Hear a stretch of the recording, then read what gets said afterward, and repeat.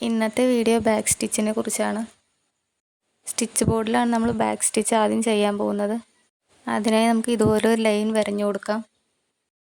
Embroidery സ്റ്റിച്ചുകളിൽ ഏറ്റവും ഉറപ്പ് കൂടിയ സ്റ്റിച്ചാണ് ബാക്ക് സ്റ്റിച്ച്. ബാക്ക് സ്റ്റിച്ച് ചെയ്യാനായി ഞാനിവിടെ ബ്ലാക്ക് കളർ ത്രെഡാണ് എടുത്തിരിക്കുന്നത്.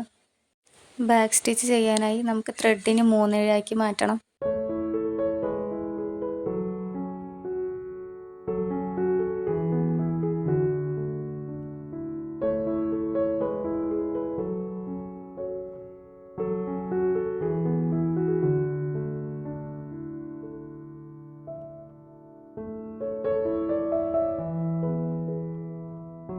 ത്രെഡ് സൂചിയിൽ കയറ്റി ഒരു ഭാഗം മാത്രം നമുക്ക് കെട്ടിട്ട് കൊടുക്കാം. കെട്ടിട്ട് കൊടുത്തതിന് ശേഷം നമുക്ക് സ്റ്റിച്ച് ബോർഡിൽ ബാക്ക് സ്റ്റിച്ച് ചെയ്ത് കൊടുക്കാം.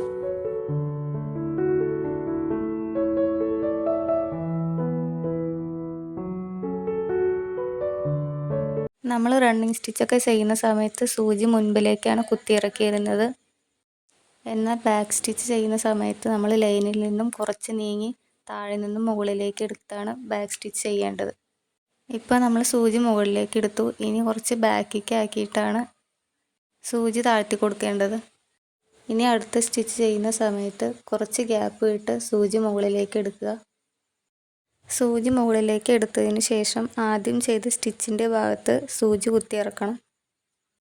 ഇങ്ങനെയെല്ലാം ഒരേ അകലത്തിലാണ് സ്റ്റിച്ച് ചെയ്തെടുക്കേണ്ടത്.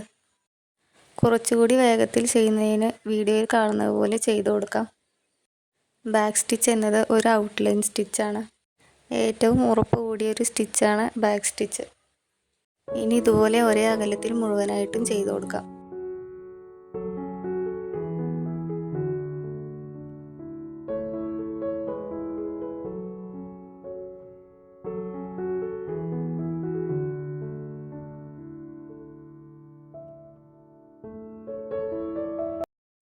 അപ്പോൾ നമ്മളിവിടെ ബാക്ക് സ്റ്റിച്ച് ചെയ്ത് കഴിഞ്ഞു. ഇനി സൂചി താഴേക്ക് ഇറക്കി കെട്ടിട്ട് കൊടുക്കാം.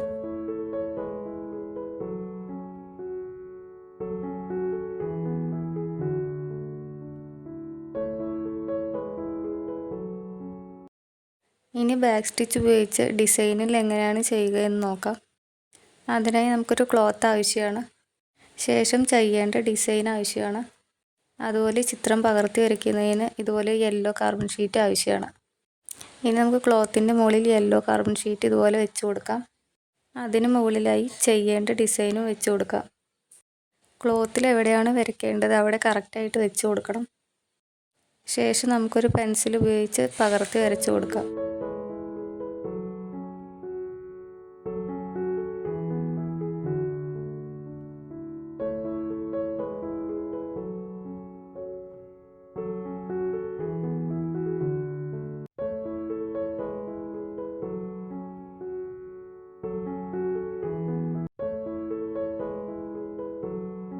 അപ്പോൾ നമ്മളിവിടെ ചിത്രം മുഴുവനായിട്ടും പകർത്തി വരയ്ക്കൽ കഴിഞ്ഞു.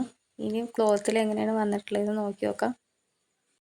ഇവിടെ നമ്മൾ പകർത്തി വരച്ച ചിത്രം കറക്റ്റായിട്ട് വന്നിട്ടുണ്ട്. ഇനി നമുക്കിതിൽ ബാക്ക് സ്റ്റിച്ച് ചെയ്ത് കൊടുക്കണം. അതിന് നമുക്ക് എംബ്രോയിഡറി ഫ്രെയിം ആവശ്യമാണ്. എംബ്രോയിഡറി ഫ്രെയിം ഇതുപോലെ സ്ക്രൂ ലൂസാക്കി നമുക്ക് അഴിച്ചെടുക്കാം. ശേഷം സ്ക്രൂ ഇല്ലാത്ത ഭാഗം താഴെ വെച്ച് അതിൻ്റെ മുകളിലായിട്ട് ക്ലോത്ത് വയ്ക്കാം. ഇനി ക്ലോത്തിൻ്റെ മുകളിലായി സ്ക്രൂ ഉള്ള റിങ് വെച്ച് കൊടുക്കാം. ക്ലോത്ത് അതിൽ കറക്റ്റായി വെച്ച് കൊടുത്ത് ഇനി സ്ക്രൂ ടൈറ്റാക്കി കൊടുക്കാം. ഇങ്ങനെയാണ് എംബ്രോയിഡറി ഫ്രെയിമിൽ ക്ലോത്ത് വെച്ച് കൊടുക്കേണ്ടത്. ക്ലോത്ത് നല്ല ടൈറ്റായിട്ട് വെച്ച് കൊടുക്കാൻ ശ്രദ്ധിക്കുക. ഇനി ബാക്ക് സ്റ്റിച്ച് ചെയ്ത് കൊടുക്കുന്നതിന് ഞാനിവിടെ നേരത്തെ എടുത്തതുപോലെ ഒരു ബ്ലാക്ക് ത്രെഡാണ് എടുത്തിരിക്കുന്നത്. ത്രെഡ് 3 ഇഴയാക്കിയതിന് ശേഷം ഒരു ഭാഗം മാത്രം കെട്ടിട്ട് കൊടുക്കുക. ശേഷം നമുക്ക് സ്റ്റിച്ച് ബോർഡിൽ ചെയ്തതുപോലെ ബാക്ക് സ്റ്റിച്ച് ചെയ്ത് കൊടുക്കാം. സ്റ്റിച്ച് ചെയ്യുമ്പോൾ ചെറുതായിട്ട് സ്റ്റിച്ച് ചെയ്യാൻ ശ്രദ്ധിക്കുക. അങ്ങനെയാണെങ്കിൽ ഡിസൈൻ കുറച്ചുകൂടി ഭംഗിയുണ്ടാവും. സ്റ്റിച്ച് ബോർഡിൽ ചെയ്തതുപോലെ ഫ്രണ്ടിൽ നിന്നും ബാക്കിലേക്കാണ് ഈ സ്റ്റിച്ച് ചെയ്യേണ്ടത്. സ്റ്റിച്ച് ചെയ്യുന്ന സമയത്ത് കെട്ടൊന്നും വരാതിരിക്കാൻ പ്രത്യേകം ശ്രദ്ധിക്കണം. സൂക്ഷിച്ച് സമയമെടുത്ത് വേണം സ്റ്റിച്ച് ചെയ്യാൻ.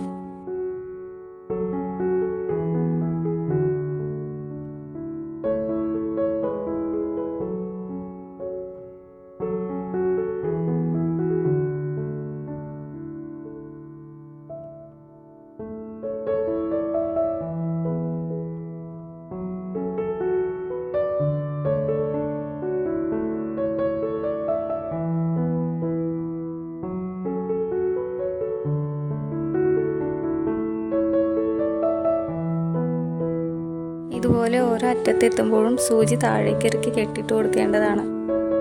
അതിനുശേഷം ബാക്കി ഭാഗം ബാക്ക് സ്റ്റിച്ച് ചെയ്ത് കൊടുക്കാം.